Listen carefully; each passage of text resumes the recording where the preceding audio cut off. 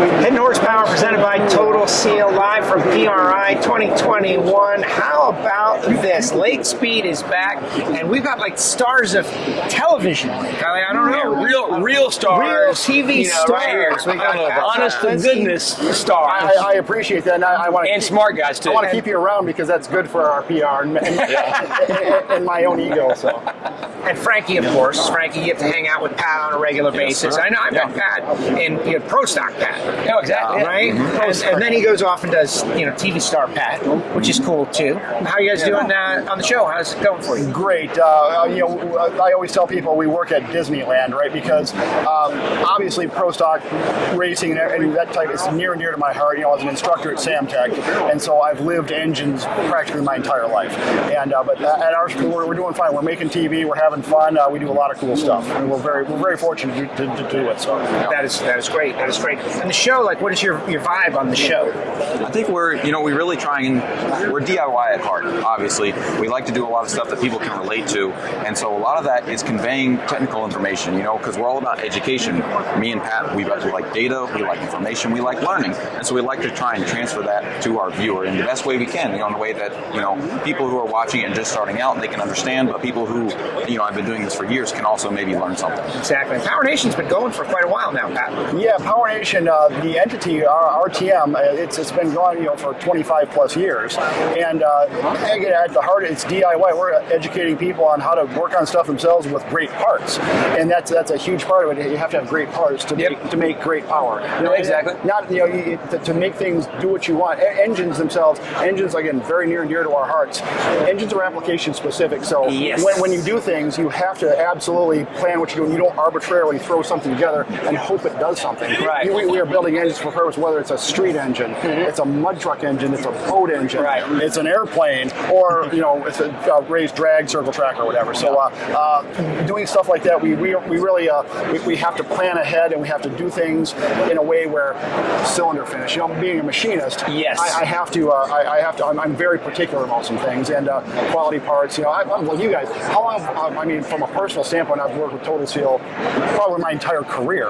You know what I'm saying? So we love doing stuff like that and showing people what it takes to do things, not only to hold together to make great power. So. Well, you said surface finish is a huge thing, and you've done a great job of demonstrating that to the masses. Like, hey, here's how you do this. And using a profilometer on the show, to me, that's like, see, it's not just top level stuff, right? You can do a small block Chevy, you can do an old Oldsmobile. You still need a profilometer to measure surface finish. It's all important, and there's different finishes for different things. When I was at KB, I was the guy who did all the honing.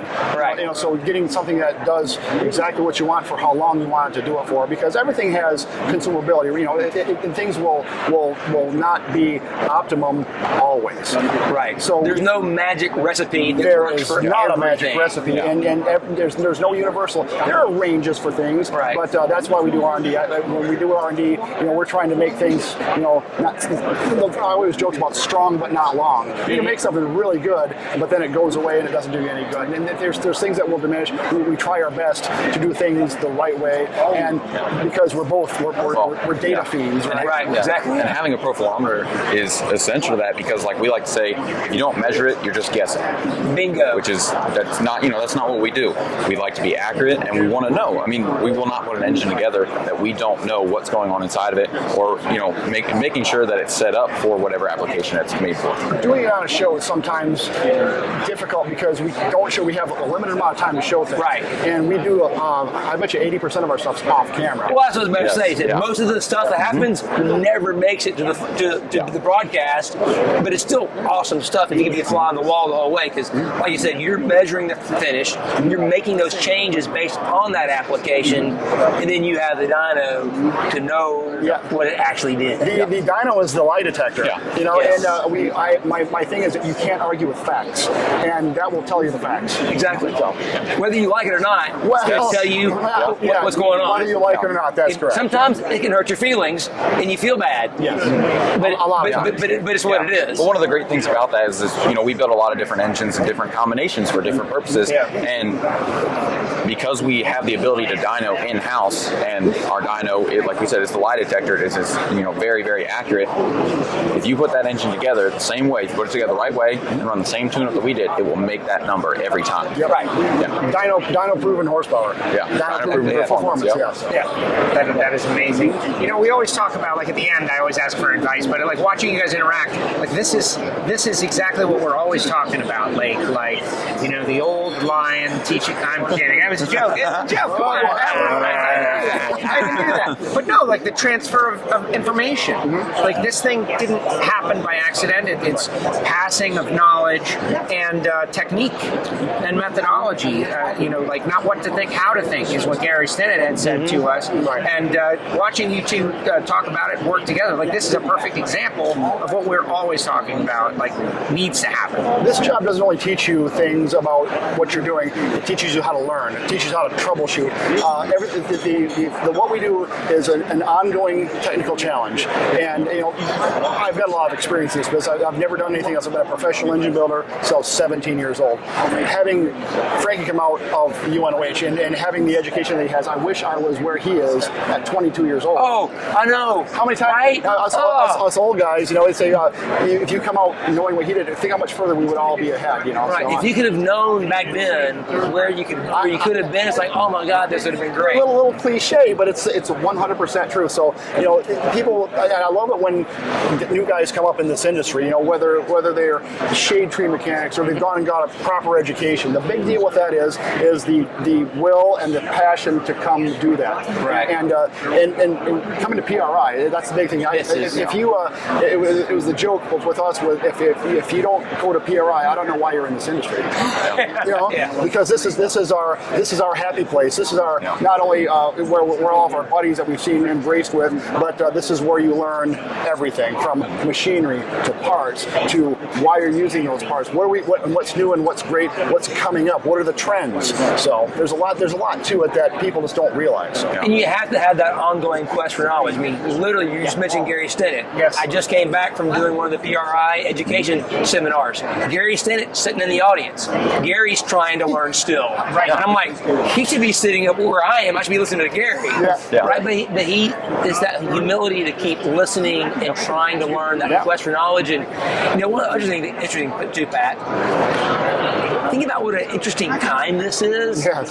That people like us that have come from that pro background, we get to share what we learn. Yes. That it's not like, if you talk about what you learned, you're blackballed now because you can't share secrets. Right. What we're doing is basically would have been heresy 20 years ago. I'd have been shot. I think. Right, yeah, but what we're doing right now is heresy 20 years ago, yet here we are and everyone's eating it up. And that's the important part of it. The education. That's when I'm talking about stuff. Even if it's technology evolves at such a rapid pace, right. The fundamentals always stay the same. Yes. So when you're explaining something to someone about how things were and how you've developed things without the benefit of new technology and materials and just the things that are available today, it's all the same still.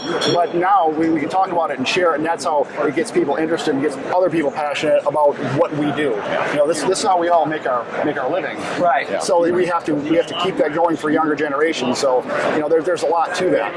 Yeah, Frankie, what's your side of it, right? We never get to ask that question. You're right. 22 years we old. always talk to the person that's sitting here, the pro, but you're not there. We're just going to be in assume this. what you think. So what do you think? No, I think that everything you guys have said is correct, and I think between being at PRI is one of the biggest events of the year, and I think it's very important for anybody who wants to be in this industry and come up in this industry. I think it's very important for them to be here because this is our show. This is where you're going to learn some of the things that you'll keep with you for forever. And we always joke that at least I do, that I'm not smart enough to know that, or I'm smart enough to know that I'm not smart. That there's always so much more to learn. And one of the things that I like the most is troubleshooting. Me and Pat kind of share that in common. And you can't troubleshoot something if you don't understand how it works. So I think the idea there is to always be, like you said, questing for knowledge, always trying to figure out how things work or how to make things better. And then by doing that, it will make you, it'll move you so far in this industry, just because the more you understand, the more you gain in knowledge, the more valuable it makes you. Exactly. And at PRI, you learn as much networking with others. Oh, yes. 100%. The networking is always a huge part of that, because I have talked tech stuff with people at dinner, or going to get a sandwich or whatever. So you learn a lot here, and that's why we're out here. We all love the same thing, and we all want to keep going. And you'll find somebody that has that same interest, that same question in their head, and they're like, well, let's work together, create a test to get the answer. Yep. That's happened, I don't know how many times out of this show, is you find a like-minded soul that's got the same question. Well, let's figure it out together. Come on. That's incredible. That's great. All right, but let me shift gears a little bit as we wind down. Your former mentor, I don't know how you would want to call it, Greg Anderson, 99 wins, colleague, however you want to write. Like, describe that. You buddy, friend. You worked at KB Racing for how long? 8 years. 8 years. I was there for 8 years and 3 championships. You're in the trenches, and he goes out there and gets one done. Like, what is... I even though I haven't worked there since 14, I have an extreme pride for that team, right? Because they are consummate professionals. I've never seen I know I've been in this business a long time. I've never seen anybody work harder. That is so well deserved, and I know what goes on there. I know what goes on behind the scenes. It's the most incredible place I've ever had the privilege of working at. And so talking to I saw him here, and I don't get to see him as much as I would like to. And I just said, man, great job. And he's like, how about that? Because last time when I was there, we won one in 2010.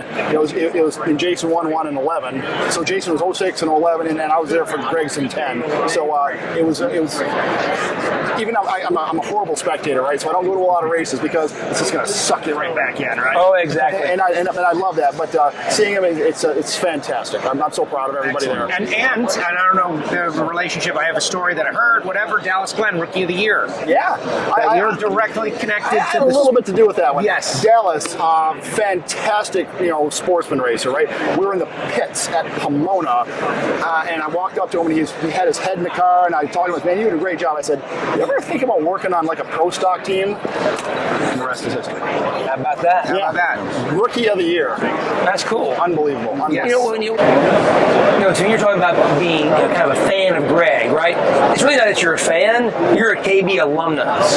Yes. Right? You're an alumni of KB Racing. Like, I'm a JGR alumni. I will always pull for the JGR drivers. Yeah. And I have a kind of a special thing about Denny Hamlin, because me and him showed that at the same time. And he was a nobody that no one ever heard of before. And I'm like, hey, I saw that guy drive that late model car at Martinsville, and I was at Darlington his first race. I'm like, you don't get around Darlington the way you did if you're not special. Right. If you've never seen it before and you can run fourth, first time in a big car like that, you're good. Yes. Yeah. So you're an alumni. I would agree with that. Yeah, and again, I'm so fortunate to work with an organization like that, just because of the fact that, one, you learn how to learn. You read lots of R&D. You learn how to learn, because there's so much that if you try 20 things, 19 of them won't work, and then one might if you tried changing a whole bunch of other stuff. So it's this weird, vicious cycle, which I love. The R&D part's my favorite part. But like Greg winning the championship, I've never seen a human that passionate and driven about doing something in my life. And I won't say that lightly. Yeah, he's an incredible person, and I was so happy to see him win. So. Now his 5th championship, 99 wins, past Warren Johnson for most wins ever. It was a banner year for Pro Stock, and I know you love Pro Stock. I have a special place for Pro Stock. Always will. All right, tell us where we can watch the show. Like, normally we ask advice. We already talked about that. They're like living the advice situation. So let's plug the show. All right, so obviously one of our major outlets is YouTube. We are still in syndication in over 100, I think, different markets around the U.S. But we also have made a huge jump to digital, not only with YouTube, but with streaming services. So when you buy a new smart TV, like a Vizio or a Samsung, we have channels on Vizio and Samsung, Roku, Rakuten. Because of that, we are in almost 12 countries, and so our media and our reach has expanded so much. So there's plenty of different places to watch our shows, and you can find any of that at PowerNationTV.com. If you want to find out where to watch, you can go to the web page and find all the different places. If you go to Power PowerNationTVNation.com is the launching point to all the different PowerNationTV.com. platforms. If you go to Australia, you can watch us in Australia. Yeah. If you ever, That's awesome. Yeah, because they're making down there. That's awesome. Australia, Mexico, Canada, we're everywhere. Or I could just stay here and watch. Oh, we can actually stay here. We're big down in Australia too. We got a lot of gearheads down there. I'm waiting for the media tour so we can go down there. Yeah. I mean, Australia has to have the most per capita gearheads of any country on the planet. I want to go see some legendary burnout contests. Oh, yes. I just watched my first Bathurst and now I'm hooked. Oh my God. Oh, yeah. I was like, oh my gosh.